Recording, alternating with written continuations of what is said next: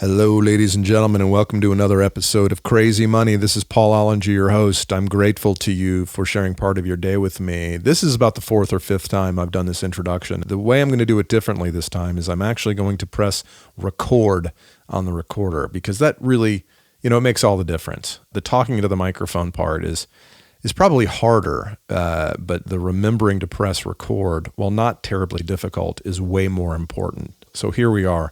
My guest this week is a very interesting guy named Dr. Brad Klontz. He is a financial psychologist who works with ultra high net worth individuals. Today, he's going to help us understand how we can blame our moms for our financial neuroses. If there's a better use of an hour of your day, I don't know what else it could be. But before we get to my conversation with Brad with a B to talk about billionaires with a B, let me talk to you about some upcoming comedy shows with a C. This Thursday night, August 30th, I'll be at the Gaslight. That's where I'll be in Roswell, Georgia. Thursday the 29th and Friday the 30th, I'll be at the Best of Atlanta show at Laughing Skull Lounge. Friday night, I will also be shooting over to the $10 comedy show at the Highland Inn. So hopping around. Then in September, I get to go on the road, folks. A lot of exciting, glamorous places. Thursday, September 5th, I'll be in Columbus, Ohio at the Funny Bone. Then I'm going to New York City the following week. From the 12th to the 14th, I have multiple shows around New York City. On Thursday, Caroline's on Broadway. Friday, I'll be on the Bitches Brew show at Halyard's Bar in Brooklyn at 8:30. Hey, don't blame me. I didn't name the show, so don't come after me about words that I didn't write, all right? On the 14th, I'll be at West Side Comedy Club for the 9 p.m. show and at the Gotham Comedy Club in the Vintage Lounge. That's in the basement. For the Diversity show. That's right. This middle-aged white man's going to be on the Diversity show at 10:45 p.m. talking about my trials and tribulations that I've gone through. September 19th through 20th, I'll be at the Big Pine Comedy Festival in Flagstaff, Arizona. And then on September 27th, we're going to wrap it all up in Huntsville, Alabama, ladies and gentlemen, for the Epic Comedy Show, which is one of the best regional shows in the country. Okay, let's talk about the podcast. And if you like what we're doing here at Crazy Money, sure would appreciate it if you would share this on the social media or via email to people who you know will find this important or impactful and who among us couldn't do money better. So that would be you and your friends. And this week especially is a good one because my friend, Dr. Brad Klontz, my new pal, has some really great advice for all of us, whether we have a lot of money or a little money. He's going to talk to us about the way we were raised and the things we saw as kids affect the way we think about money today. Brad Klontz is a psychologist and certified financial planner. He helps his clients, many of whom are ultra high net worth individuals or even billionaires, understand how they can do money better. This week, both I, that's Paul, and producer Mike Carano, the guy who's going to edit this and make me sound smart, take Brad's money disorder assessment, which is an online tool that he has on his website that you can take for free to understand some of the things that are going on in your brain in the way that it relates to money. And the way it relates is the way you relate because your brain and you are the same person in conjunction with your heart. We discuss these results in the hope that Brad can help us fight through some of our money disorders. Brad's work has been featured in the Wall Street Journal, New York Times, Washington Post, Los Angeles Times, Time, Kiplinger, Money, NPR, and many other media outlets and professional magazines and journals. He's the author of several books, including Mind Over Money, much of which we discuss in this conversation. Ladies and gentlemen, please enjoy this conversation of two handsome bald men talking about money. One of the reasons I started this podcast was because the experience I had, I made some money at Facebook. I said, I have enough money. I'm just going to not work. Shortly thereafter, I felt depressed and lonely and adrift with no identity whatsoever. Do you see that a lot with people who sell their company and then all of a sudden have a lot of dough? Paul, that is the number one referral I get. Is it really? It's the number one person that I get who has had an experience exactly like yours. Yeah. So they've either exited a business or they've sold a business or they've come into a large sum of money. My guess is you had a fabulous first 3 to 6 months, right? It was awesome. Yes. Yeah, that's sort of the pattern, right? And of course, all your listeners too, you have a long list of things you would love to go do. And then what you don't really realize though is that effort you were putting in for you at Facebook was actually feeding a lot of psychological needs for you and emotional needs for you. There's been a lot of research on what I'm about to describe to you, but we have this fantasy that we're actually happier on the weekend and on vacations and our unstructured time. But all the research shows that that's absolutely not true. My name is Paul Ollinger. I'm a stand-up comedian with a background in the corporate world. I hit the lottery when I worked at a small company called Facebook. I'm fascinated with money, why we're so obsessed with it, and how it makes us happy. or not. Welcome to Crazy Money. All right, Dr. Brad Klontz, welcome to Crazy Money. Thanks for having me, Paul. Excited to talk with you. Brad, what is a financial psychologist? Tough question. I can talk a little bit about what I am. So I'm a clinical psychologist, and then I later went back and became a certified financial planner. So I've sort of blended the two fields. So I have a few different things that I do. One is that I'm an associate professor at Creighton University, where I teach financial advisors, coaches, therapists on financial psychology, behavioral finance. I conduct research in the area, and one of my things that I'm most interested in is the psychology of wealth compared to the psychology of middle class. Are there psychological differences? If so, what can I do to help clients I work with to sort of rise that socioeconomic ladder, which, by the way, a lot of people are interested in doing. And also, how can I take psychological concepts and help people change their behavior so that they are more likely to reach their financial goals. And then I also am an owner of a registered investment advisory company where I work as a financial advisor with high net worth clients. Now, when you were in high school, did you dream of being a financial psychologist, or how did you find your way to this very interesting and seemingly niche profession? Yeah, so this wasn't a profession when I was in school. I mean, it wasn't an option. I knew that I wanted to be a psychologist pretty early on. So that was just sort of my goal, was to become a psychologist. It's funny, I was actually wanted to be a mental health worker, and then when I was doing research on which one of those fields got paid the most, I sort of picked clinical psychology for that reason. I figured if I'm going to be doing the same work, it'd be great to make more money doing it. And I got accidentally involved in the area of finance. It was something I was always interested in based on growing up. My mother, it's so funny, I had a conversation with her. I said, Mom, where would you put us on the socioeconomic ladder when I was growing up? And she said, well, we were middle class except lower, which I thought was a great way. I was like, Mom, they have other words for what that is, but she didn't want to say those words. So at a young age, I realized that it seemed to be better to have money. Like you could do more things, you had more opportunities. And so at a very early age, I was already interested in how my family ended up not having much money and, hanging out with my friends and seeing their parents. I was very curious at a young age, like, what are they doing differently than my family? Because I definitely would like to have more money given what it could provide. So that was part of my psychology growing up. And then when I got out of graduate school, I owed $100,000 in student loan debt. And I've been there. And my parents raised me, we didn't have much money, but they were extremely frugal. And one of the things they put into my head was like, never borrow money for anything. Right. Well, the only way I could get my doctorate was to borrow money. And so I was pretty anxious about it, to be honest. The first year I got out of school, I think I paid about $8,000 in interest on those loans. And I was just like, oh my gosh, this is a terrible emotional experience. And so that year, I saw a friend of mine make $100,000 trading stocks. Right. And the interesting thing about that friend is he knew nothing about the stock market, which is exactly how much I knew. So I was like, I can do this. This was 2000, I think you said? Yes. Yep. So I sold my truck. I basically cobbled together every penny I could get, put it in the stock market, had a great 2 or 3 months, and then the tech bubble burst. Uh-huh. And I'm watching my money sort of like decline, and I'm having all these terrible emotional experiences like, oh my God, what did I do? I'm so dumb. And I did thankfully, I guess I was a psychologist in the sense that I knew that when I ran into problem behaviors like this, it's like my fault. So first of all, that's a really healthy belief, is that, this is entirely my fault. Right. And so I started to look into literally what I did, Paul, is I did a lit search, and I'm like, okay, I'm going to find what psychologists say about money. And so I can just read a few articles, get myself set, move on in my career. And I started to do lit searches, and I realized that there had been nothing written. There was no studies done. Psychology had totally ignored the topic of money, which is a big irony given that money is the biggest source of stress in the lives out of 3 out of 4 Americans. And I mean, when you're stressed out, who do you go see? You go see a psychologist. But psychologists don't want to talk about money. Totally avoided the topic. So I sort of joked that within a matter of a month or two, I became the world's leading expert in financial psychology by default, because I seemed to be the only psychologist interested in money. But that's what really set me on the path.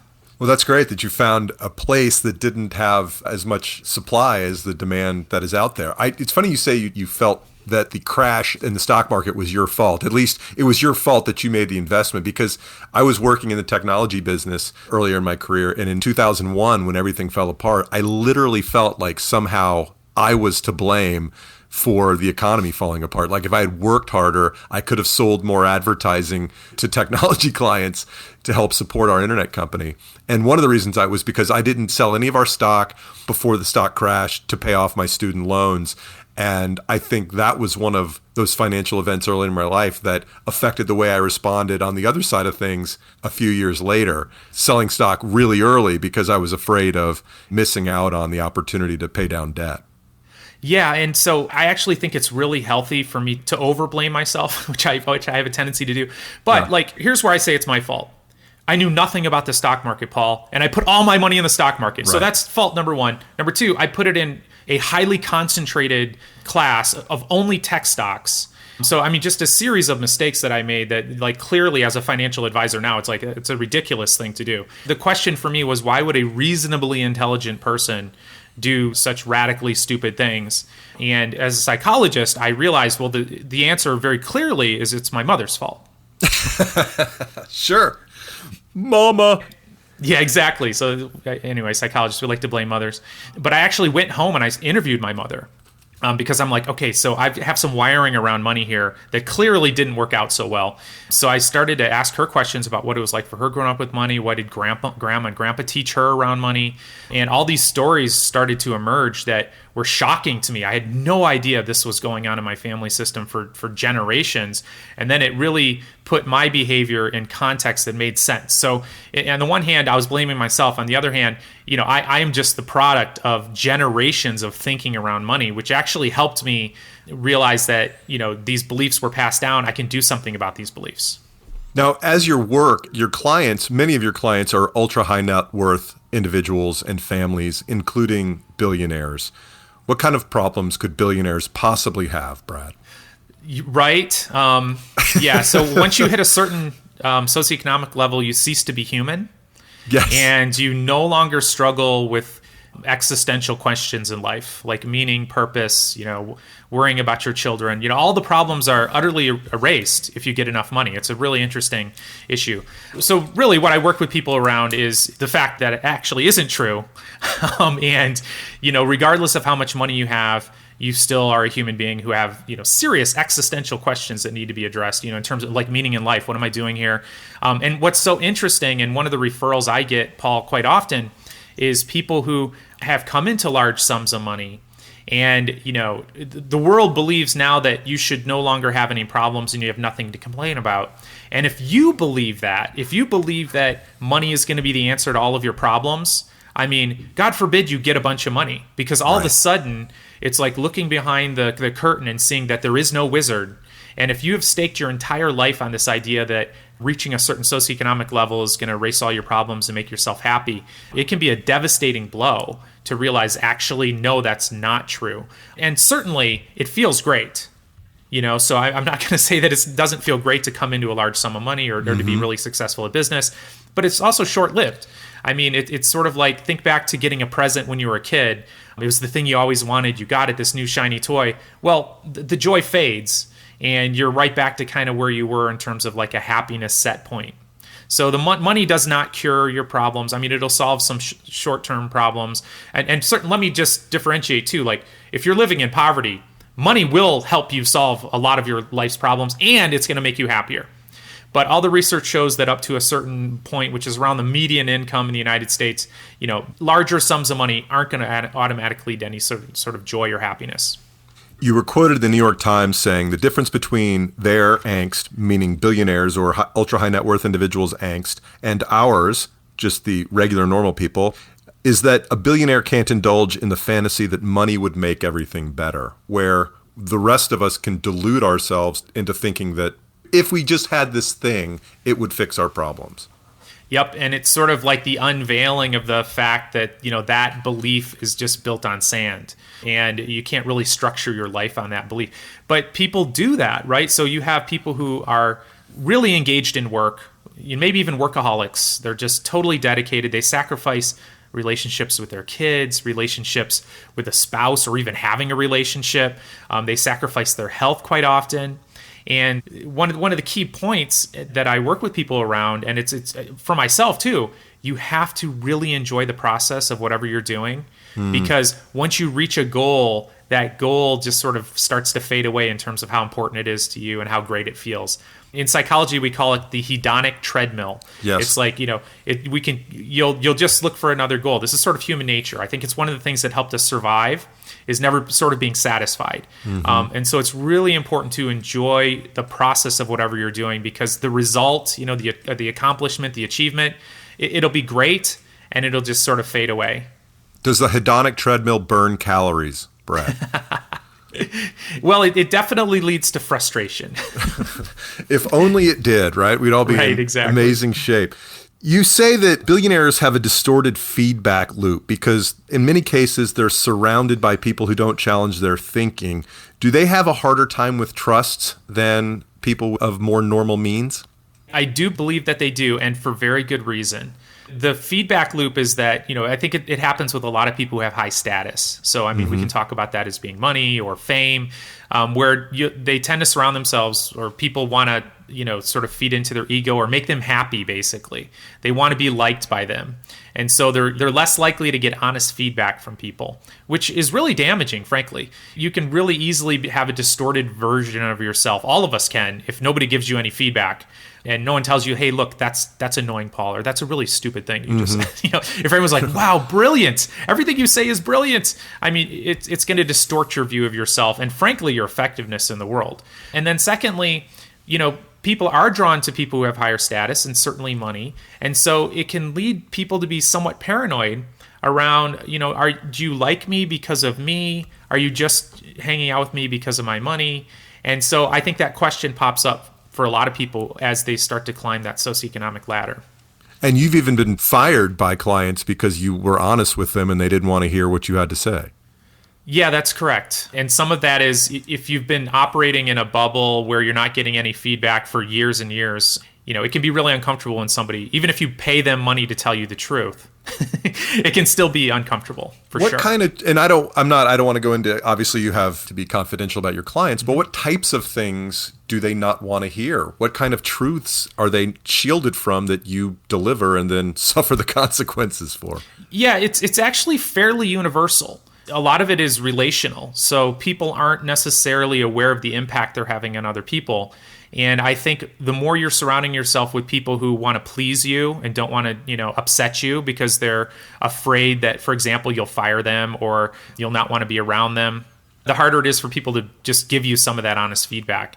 And so a lot of it is actually, most of it's interpersonal. So it's how they're impacting, what they're doing, what they're saying is impacting the people they love, the people they employ, and the people who service them, basically. How do you interact? Do you fly to their compounds and sit down with the whole family and help them communicate with their kids around money? Or what kind of services are you providing for them? So it's a combination. In the modern age, I'd say most of what I do is virtual, but definitely we'll have family meetings. And I like to usually do it in, spend a couple days with somebody if we're going to make a trip. But a lot of times it's working with the people that, they're working with, or their family or their spouses or kids. You say that financial dependence, whether it is with multi-generational welfare families or multi-generational trust fund families, is debilitating. What do you mean by financial dependence? So financial dependence, as we describe it in our studies, is the reliance on income that you don't really do any work to produce. So it's money coming into your life, not based on any sort of concerted effort on your part. Things we would think of as work. Now, there's a little asterisk there because people work for that money in other ways. On the welfare side, they have to, comply with the rules. They have to get paperwork filled out, et cetera. On the multi-generational trust fund side, you have to comply with the conditions of the trust. You have to very often maintain a relationship that keeps you in good favor with the source of the money. So money is a really powerful reinforcer. There are days, Paul, that I go to work where I don't necessarily feel like going to work, but I know that I'm going to get paid, and that feels really good, and then I get to pay my bills, and so I get reinforced with that money. So that's how money works. It's a reinforcer, which makes behaviors more likely to happen. It increases behaviors. So if I get money for doing nothing, it just reinforces me doing nothing. And sometimes we like to look at these people as having character flaws, but I could take any person and create a financial dependent person who then does not want to work. It's sort of human nature to avoid pain and to seek pleasure, right? And so if I have the ability, as a young person, for example, I'm 16, 17, the boss is mean to me, I'll just quit if I don't need the money. I don't need to sort of stick it out. And if I had to stick it out, I'd probably grow as a person. I'd learn how to deal with difficult people. I'd learn how to manage my own emotions, etc. There's all these learning things that happen when you have to stick through difficult times. And we sort of rob people from that experience when we're financially enabling them, which is the flip side of the financial dependent. The problem with that financial dependence is it leads to people lacking a sense of drive, lacking a sense of creativity, a sense of purpose. This is what people report in our studies. And so it can be extremely debilitating in that sense, where people don't feel like they really have much meaning in their life. A lot of our meaning is derived by, producing and being a productive member of society or helping, providing a service, that kind of thing. And we're robbing people from that experience, which ends up being quite debilitating. I volunteer to be your subject in your quest to financially enable me. Start sending checks my way. That experience of getting money and then sort of learning what you don't know. One of the reasons I started this podcast was because the experience I had, I made some money at Facebook and I said, I have enough money. I'm just going to not work. And shortly thereafter, I felt depressed and lonely and adrift with no identity whatsoever. Do you see that a lot with entrepreneurs and these kinds of families? People who sell their company and then all of a sudden have a lot of dough? Paul, that is the number one referral I get. Is it really? It's the number one person that I get who has had an experience exactly like yours. Yeah. So they've either exited a business or they've sold a business or they've come into a large sum of money. My guess is you had a fabulous first 3 to 6 months, right? It was awesome. Yes. Yeah, that's sort of the pattern, right? And of course, all your listeners too, you have a long list of things you would love to go do. Absolutely. And then what you don't really realize, though, is that effort you were putting in for you at Facebook was actually feeding a lot of psychological needs for you and emotional needs for you. And for a lot of men, too, frankly, it fills a social need for them that we're not necessarily great at filling outside of work. A lot of women will put more effort into actually getting together with friends and talking and communicating and doing that kind of thing, whereas a lot of men will be a little bit more lazy in that sense. And so we'll get our sense of purpose and social needs met in this structured work activity thing. There's been a lot of research on what I'm about to describe to you, but we have this fantasy that we're actually happier on the weekend and on vacations and our unstructured time. But all the research shows that that's absolutely not true. We're actually happier in our job, even if we don't like it much, where there's structure, you sort of immerse yourself in there, you sort of forget about yourself. It's a concept called flow in the psychological literature, where you sort of forget about yourself, because you're involved in this activity that's somewhat challenging and it produces something positive. There's a reward there. And when we eradicate that over a long period of time, it's just predictable that people are going to end up depressed, feeling lonely, feeling lost. And some of the clients I work with, have contemplated even suicide because they're so depressed. And again, part of that bubble being burst, that the fantasy that this is going to solve all my problems. And then you get the outside pressure from people who are going, Paul, oh my gosh, what do you have to complain about? Totally. You've got it made, right? So it's really tough to find people that you can connect with and who will hear what's actually happening, because people are running around with this fantasy that you have nothing to complain about. Yeah, and it's weird. I mean, it was completely unexpected experience, even though I'd read about it, but I was like, but that's not going to happen to me. I mean, it's totally different. That guy doesn't, and I fortunately never got so depressed that I contemplated suicide or anything like it. I just was like, I don't know what to do with myself. Should I go back to work? Well, I don't really want to do that. And so I've dedicated myself to comedy and writing and this podcast. But even today, knowing how hard I'm working, without a paycheck, sometimes it doesn't feel like it's actually work. Like I deserve to take a vacation. We were on vacation last month, and I felt like a worthless piece of crap sitting around on vacation when I don't have a job. Right. Yeah. I mean, what an interesting experience you're having. And And I think, I mean, to your credit too, frankly, like you have found some passionate pursuits for you to involve yourself in, which we all need. I mean, this is a fundamental human need, is to be involved in some sort of work activities that, it's one of the criticisms I have or concerns I have with the FIRE movement, where there's all this focus on retire early, quit your job. And then what? Well, that's the question. And then what? My answer is, well, then you should probably go get another job, but not for the same reason. Then you should blog about it, because that's what we need is more FIRE bloggers. So is this concept related to the concept of lottery winners and pro athletes going broke shortly after they make all that money? It is. I think that is a separate issue.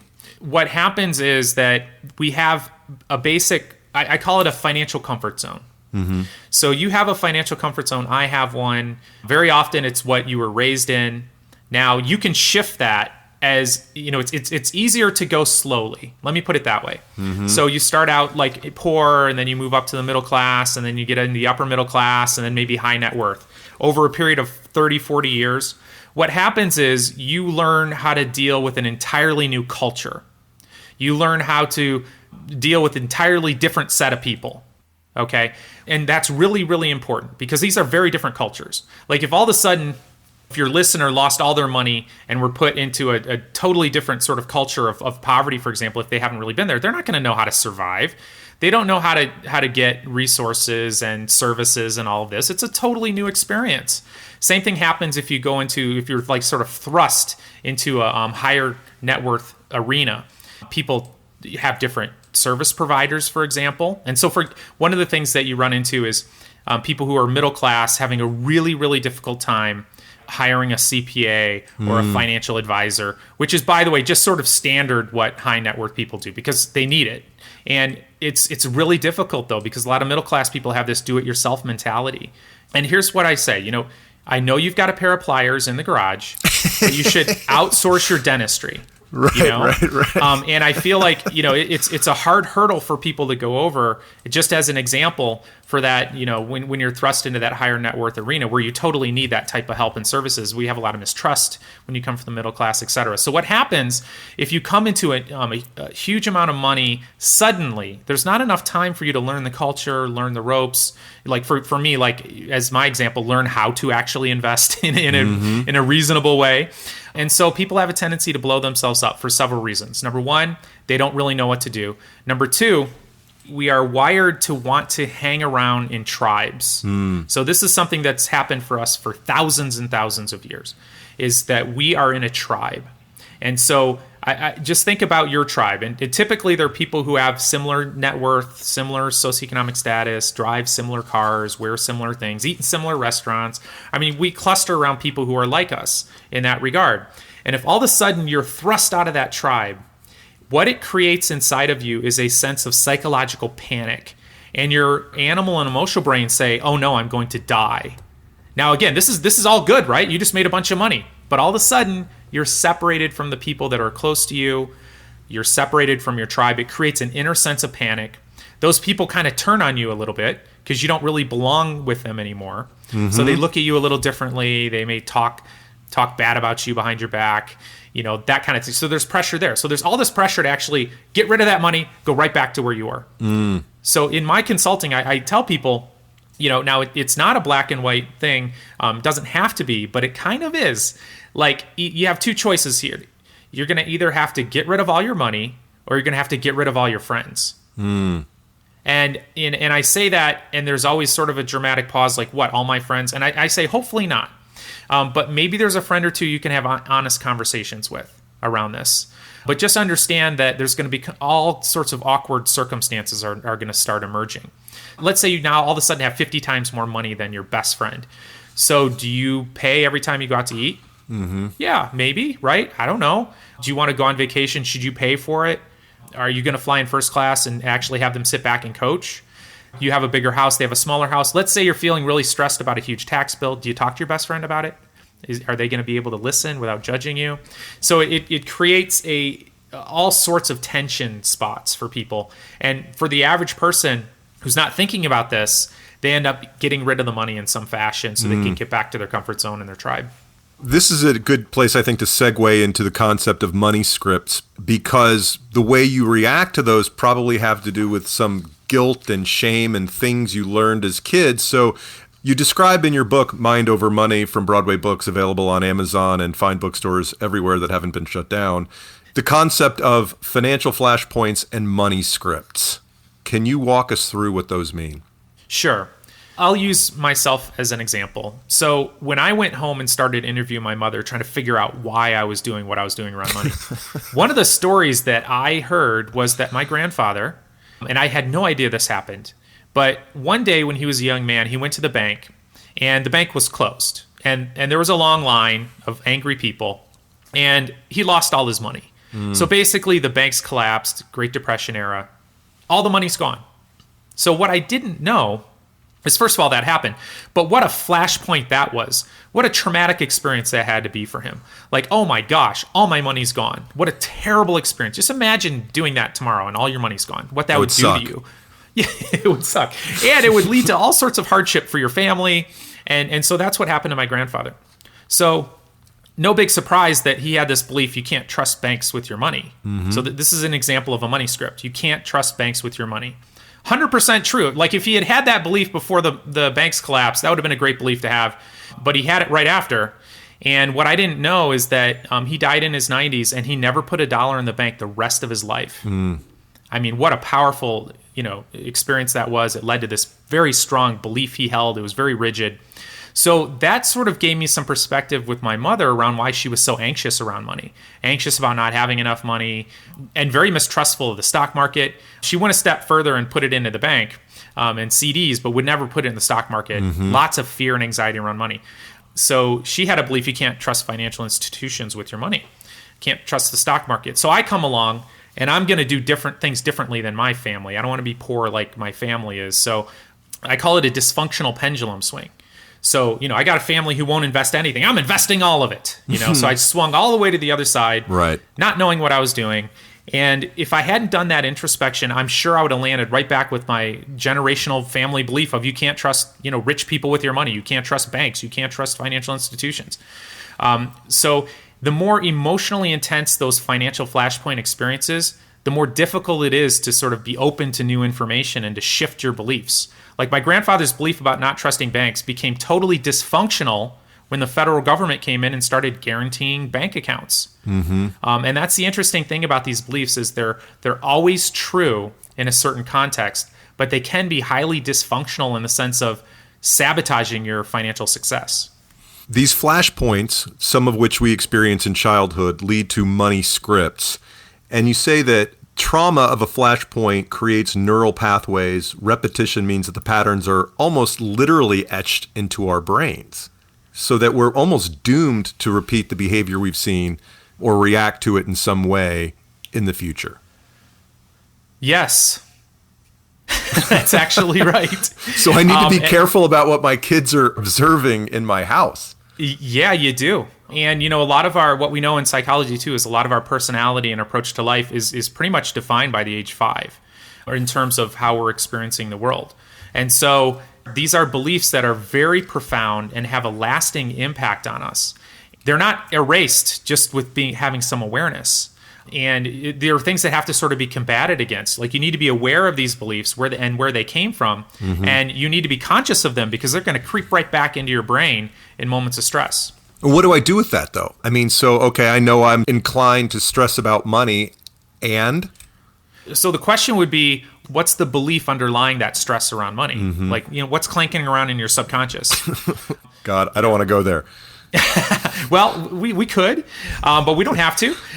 But, for some people, it's like, there'll never be enough money. Yeah. So some people have this belief, this money script, there'll never be enough money. Very often it comes from growing up poor, or even having a great-great-grandparent growing up poor that you didn't even know about. I mean, this stuff can really get passed down, is that anxiety about not having enough. And so just being aware of that. So, for example, I have that belief, Paul. I have this belief that there's never going to be enough money because this is how I was raised. And so that belief will pop up into my head. I'll literally be having a discussion with my wife, and then I'll have this feeling come up and be like, oh my gosh, there's not going to be enough money. And then when I follow that belief, and then what would happen? Well, then I'm going to lose my house. And then my kids are going to lose clothes, and we're all going to starve. I mean, this is literally where the snowball goes. And so I'm aware of that, though, and then I can stop it. I can be like, well, no, that's actually not going to happen. I can engage my rational brain to talk back to that instinct. And then you can lead to having some actually healthy behaviors. And in a relationship, my money scripts clash with my wife's money scripts, and so we have to come to an understanding of each other and try to practice empathy and understanding in the way that they manifest. That's totally true. And same thing's true for me. And it's true probably for most of your listeners too. Like the odds that you and your partner are exactly on the same page with all these beliefs around money is almost zero. And my wife grew up in a family where there was enough money. So she has this belief like, oh, things will work out. There'll be enough money. Mm-hmm. And then if we're not careful, I'll be like, what are you talking about? They're not going to work out. So what couples will run into is not realizing that this is a script you're playing out from your family going back for generations, and instead engage in all this energy to try to convince your spouse that your belief is the correct one and theirs is the incorrect one, which leads to total, disastrous conversations around money. It's one of the reasons that couples, money's the number one reason for divorce in the early years of marriage. And a lot of it's because we're trying to convince our partner that these scripts we have around money are the actual true ones and theirs are all false.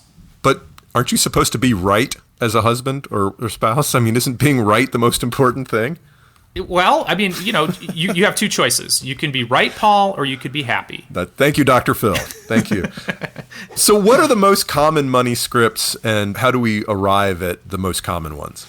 What we did is realizing that, just by in anecdotal sort of conversations with clients, we realized that these scripts they're there. They seem to be impacting behavior. So what we did is over the course of about 10 years, we collected as many of these beliefs as we could from hundreds of clients. We put them into a big test. We've administered it to thousands and thousands of people. And then you run a bunch of fancy stats. And then what emerged were some common patterns. And so what we've found in our research is 4 main categories of money scripts. These things predict things like your income, your net worth, a whole host of financial behaviors, whether you grow up rich or poor. So these things are really powerful and predictive. And so there are 4 categories we found. One is called money avoidance, which is basically the belief that money is bad or rich people are greedy or there's almost some virtue in not having money. So we have a tendency to want to avoid it. The second category is what we call money worship, which is the belief that more money, more stuff is going to solve all your problems and make you happy. The third category is called money status. And this is where we're really linking our self-worth with our net worth. And so you see this a lot with the keeping up with the Joneses kind of effect, where I might tell people I make more than I actually do. I want to buy new flashy things. It's really wrapped up in my status and my sense of self. The fourth category, and thankfully there's a good one, is called money vigilance. And this is sort of a combination of having a little bit of anxiety around money. So you have some vigilance. It's like, I should probably save this. So these people believe that it's important to save money for the future. They might even be a nervous wreck if they don't have enough money. And then there's also a bit of secretiveness around this, where they'll actually tell people, if somebody asks me, maybe I'd tell them I make less than I actually do. So they're actually the opposite of sort of bragging about it. They're much more secretive around it. So you have a tool, which we will put in the show notes, a link to your tool, which is an evaluator for individuals to go in and be able to rank themselves within these categories. Can you tell us a little bit about that? Yep. So what I've done is I've put online the test that we've used in research. So it's the same exact test, and it'll yield scores in these different categories and then help explain what those scores mean. Cool. Well, as you know, but our listeners don't, my producer and editor, Mike Carano, and I have both taken and received back our scores in these categories, and we thought we'd run through them for each of us, and maybe you can give us a little insights as to how and why we might be scoring on these at these levels. Mike, do you want to rejoin us, please? Absolutely. There he is. Ladies and gentlemen, Mike Carano from Studio City, California. Financial genius. Financial genius. I do, yes. And Brad, full disclosure, Mike's actually making a documentary that I'm helping him with, partially about his relationship with money. So this is a very topical thing for both of us. You see Mike's scores. So money avoidance. The range is 1 to 4 or 1 to 5 on these, Brad? 1 to 6. 1 to 6. Okay. Or Mike, you want to? while I took the tests, I just felt like I was pretty much in the middle. I didn't think I was extreme on either side, but I also wasn't taking it with the thought that you're going to look at it. Oh. Do you want, Mike, can you give a thumbnail of your financial situation and history? I'm just horrific when it comes to finances. I don't want money, but then I need money. I'm very, very irresponsible with money. If I make $100,000 in a month, I will spend $101,000 in a month regardless, and it runs in my family. And Paul knows this. When we started shooting this documentary, he came out here and just said, your life is chaos. Look at all this stuff, because I'm just cluttered with I have the entire set from the bridge of the Enterprise from Star Trek in my living room, like full size. And I've got literally hundreds and hundreds of box toys, just 18 or 19 camera bodies, probably 30 camera lenses, 15 guitars. Anytime I ever got extra money, I will spend it immediately. I've also been overpaid, and just, and every year when taxes come around. You're not overpaid. As you may have intuited, Brad, Mike is single, first of all. So let's go through the numbers. We can talk a little bit more. So Mike's money avoidance score is 3.5. Real quick, I take issue with that, because every girl that's ever come over here has been, how do you get girls to come over here? And then then I go, you're here. Every time. All right, let's dive into the numbers. Money avoidance, 3.5. Yeah, so that is an elevated score, and actually Mike's pattern, he's got elevations on all four of these. So, which to me says that there's a lot of internal conflict going on. And it's not uncommon for people to have, it's not like you have one money personality type. So his score around money avoidance is pretty significant, which tells me that, there's some conflict, because he's got actually a pretty high money status score, which told me that he lives in California. Yes. Anyway, that's my little California joke. I like it. But where everyone's leasing cars they can't afford. It's definitely a thing. I live in my car, in by the way. Okay. So the money avoidance, there's that conflict around, I don't necessarily want, sometimes I probably don't want to deal with it. My guess is, Mike, that you might stick your head in the sand on occasion, not necessarily wanting to review your statements. Is that correct? All the time. All the time. Okay. All right, I'm trying to be gentle, but that's one of the behaviors that high score predicts, is, that is something I try not to think about it. And then your higher score on money status is that I think you probably go through periods of time where you're feeling bad about yourself in terms of your status around, how much money you have, or and sometimes that leads to people overspending, frankly, getting that 16th guitar. That's not that uncommon. But also you have a fairly high score on money vigilance too. So this is part of that internal conflict where, one of the reasons you're making this documentary is probably because you realize that it is an important issue, and it's something that you actually do believe it's important to save, even though you might not be saving as much as you'd like to, which leads to some of that internal conflict. I don't believe it's important. I'm just telling Paul that I believe it's important. Okay.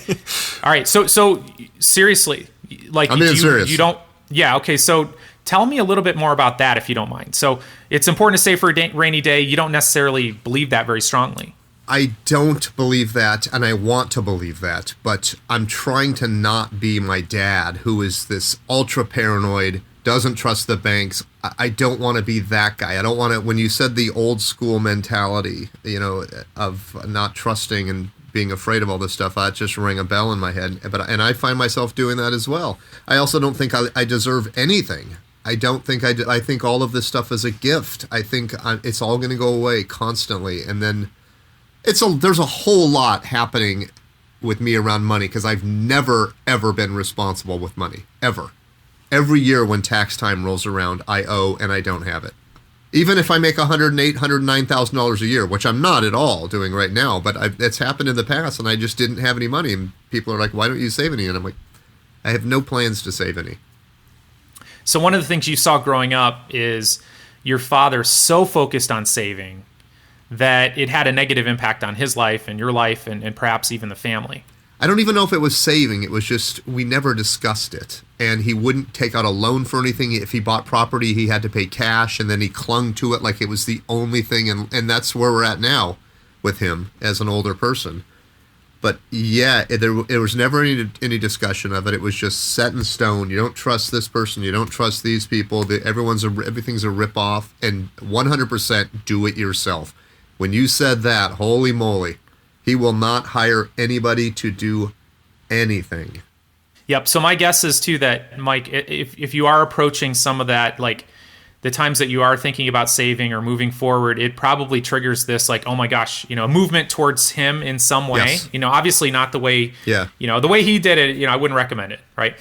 So there's a sort of a continuum on there. And anytime you take a step or two in the direction of that, you sort of have an emotion, probably an internal freak out, like, no way, I'm not going to do it the way he did it. Yes. It could just be rebellious in nature, or it could be logical, but the good news is I'm only 23, so I've got plenty of time to work this out. You look great for 23. I appreciate it. Thanks. So, Brad, what can the grizzled look is in? What can Mike do? What are some practical steps he can take to strengthen some of these numbers? One of the most powerful things that I think helps is really link, and I was doing it in my conversation with Mike, is linking these beliefs to where they came from. So putting them into perspective. Because money is not something we normally think about as we're approaching our daily lives and decisions. And so putting those beliefs into context, like Mike's behaviors around money make total perfect sense based on where he came from. And I don't know the whole story, but just on the parts he's told me, they make total perfect sense, like why he's doing what he's doing. This isn't some sort of mystery. This isn't some sort of like, oh my gosh, he's crazy or he's stupid or irresponsible. That's not what's happening here. It's very predictable based on where you came from. And I think it really, you can get a lot of mileage out of identifying those beliefs, which you just did, and then linking them to where they came from. And then what you do is look at each one and ask yourself, is this helping me or hurting me in terms of where I want to be financially? And when you identify ones that are hurting you, the idea is to make that belief more accurate. I'll just give an example, not that this applies to you, but the belief that rich people are greedy and money corrupts is a very popular belief. And it is totally associated with financial failure. Like, you're going to make less money, you're going to not have as much net worth if you have that belief. Now, I can find a bunch of examples of rich, greedy people doing terrible things in the world. Okay, that's not very hard. And that's the other difficult thing about these beliefs is I can surround myself with friends who believe that. I can look for every instance in the press. It's called a confirmation bias. So we're looking for all this information to confirm this belief we have. But it's also not the truth. Not all rich people are greedy. And so what you have to do is take that statement and make it more accurate. Like, there are actually rich people who do incredibly wonderful things in the world, who've eradicated all sorts of diseases, and who are really focused on making the world a better place. These people do exist. And so I encourage people who are money avoidant to try to strive to be one of those rich people who do great things in the world. And so now we're having this conversation, but what happens is that these things pop up on a very deep emotional level around our individual financial decisions. So that's why being able to be aware of where these come from and speaking back to them is so critical. All right. That was Mike. Now you see mine. I'm a little bit more skewed toward the conservative side. What should I be aware of, pitfalls I might find myself falling into? So your scores were, your highest elevation was around money vigilance. And all the studies show that it's a good idea to be vigilant around money. And so that's good. That typically means that there's some, I'd like to save. There's some conservativeness related to money. And that need to save and the desire to save is so important. Without that, you cannot grow your net worth, just period. Like, money that just comes into your life and leaves your life does not help you in terms of net worth. Your other elevation was on money status, and that was higher elevation than your other two categories, the worship and the avoidance. So to some degree, and you talked about this when you're on vacation, you're feeling a sense of worthlessness which is related to your own sense of status because you're not making enough money or you're not involved in some sort of productive effort to whatever this made up thing is, Paul, in your brain around how much money that is or whatever. I mean, it's something you're doing to yourself. But those two are actually, in the studies we've done on the ultra high net worth people, those are the two categories that come out highest. So you have middle class and fairly successful people where money status isn't quite as big of a deal. But for those ultra high net worth people, they have part of their ego and self-esteem wrapped up in their business success. So actually, if you want to enter the higher realms of wealth, some of that seems to coexist. Now, I will say this.